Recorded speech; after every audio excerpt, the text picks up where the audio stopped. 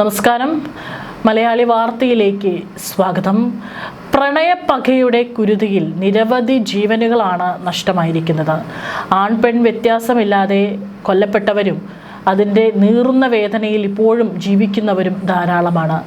എത്ര കേസുകളാണ് ഇപ്പോഴും നടന്നുകൊണ്ടിരിക്കുന്നത് എന്നുള്ളതുകൂടി നമ്മൾ മനസ്സിലാക്കണം. നമ്മുടെ കേരളത്തിലാണെങ്കിലും പലതരത്തിൽ പങ്കാളിയെ ഒഴിവാക്കാൻ അല്ലെങ്കിൽ പങ്കാളിക്ക് സ്നേഹം കുറയുമ്പോൾ പങ്കാളി മറ്റൊരു ബന്ധത്തിലേക്ക് പോകുന്നു എന്നൊക്കെ കണ്ടു കഴിഞ്ഞാൽ അതിക്രൂരമായിട്ട് ഇന്നലെ വരെ സ്നേഹിച്ച ഒരാളെ കൊലപ്പെടുത്താൻ യാതൊരു മടിയുമില്ലാത്ത ക്രിമിനൽ മൈൻഡ് സെറ്റോട് കൂടിയിട്ടുള്ള കൊലപാതകങ്ങളാണ് നമ്മുടെ നാട്ടിൽ അരങ്ങേറുന്നത്.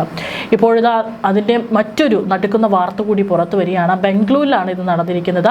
ബംഗളൂരിലെ അങ്കനപുരിയിൽ പ്രണയപ്പകയുടെ ഭയാനകമായ മുഖം വെളിപ്പെടുത്തിക്കൊണ്ട് വിവാഹ അഭ്യർത്ഥനയുടെ മറവിൽ കാമുകനെ യുവതി തീ കൊളുത്തി കൊലപ്പെടുത്തിയ വാർത്ത ഞെട്ടലോടെയാണ് രാജ്യം കേൾക്കുന്നത്.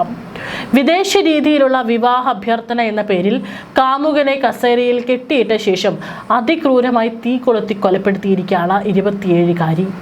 രാജാജി നഗറിലെ പ്രമുഖ ടെലികോം സ്റ്റോറിലെ സഹപ്രവർത്തകരായ കിരണും പ്രേമയും. അവർ തമ്മിലുള്ള സൗഹൃദം പിന്നീട് പ്രണയത്തിലേക്ക് വഴിമാറി. പക്ഷേ അതിന് കുറച്ചു കാലമേ ആയുസ്സുണ്ടായിരുന്നുള്ളൂ. കുറച്ചു കാലമായി കിരൺ തന്നെ അവഗണിക്കുന്നുവെന്ന തോന്നൽ പ്രേമയെ കടുത്ത പകയിലേക്ക് നയിക്കുകയായിരുന്നു. പിന്നീട് ചൊവ്വാഴ്ച ഉച്ചയോടെയാണ് ഈ ക്രൂരമായ കൊലപാതകം അരങ്ങേറിയത്.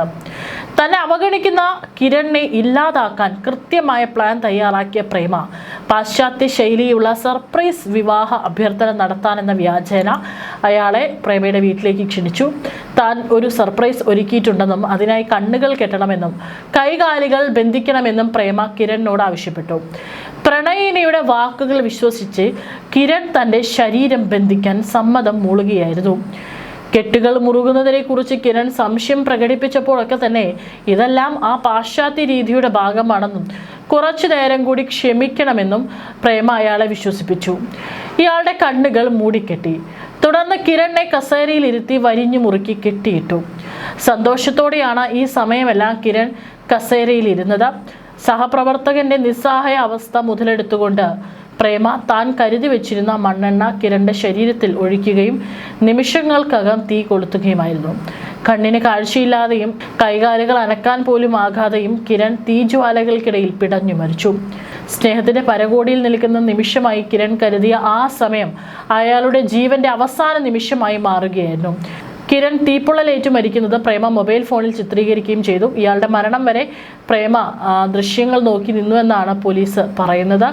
DCP DL നാഗേഷിന്റെ നേതൃത്വത്തിലുള്ള സംഘം പ്രേമയെ കസ്റ്റഡിയിലെടുത്ത് ചോദ്യം ചെയ്യലിൽ കിരൺ തന്നെ അവഗണിക്കുന്നതിലുള്ള പകയാണ് കൊലപാതകത്തിലേക്ക് കാരണമെന്നാണ് യുവതി സമ്മതിച്ചിരിക്കുന്നത്. സംഭവത്തിന് ശേഷം ഓടി രക്ഷപ്പെടാൻ ശ്രമിച്ച പ്രേമയെ പിന്നീട് പോലീസ് അതിവേഗം കസ്റ്റഡിയിലെടുത്തു. പ്രാഥമിക ചോദ്യം ചെയ്യലിൽ തന്നെ താൻ നേരിട്ട അവഗണനയിലുള്ള പകയാണ് കൊലപാതകത്തിന് കാരണമെന്നും പ്രതി സമ്മതിച്ചിട്ടുണ്ട്. ടെലികോം സ്റ്റോറിലെ തിരക്കിട്ട ജോലിക്കിടയിലും ഇത്തരമൊരു പൈശാചികമായ പദ്ധതി പ്രേമ എപ്പോഴാണ് ആസൂത്രണം ചെയ്തതെന്നത് പോലീസിനെ പോലും അത്ഭുതപ്പെടുത്തുന്നു.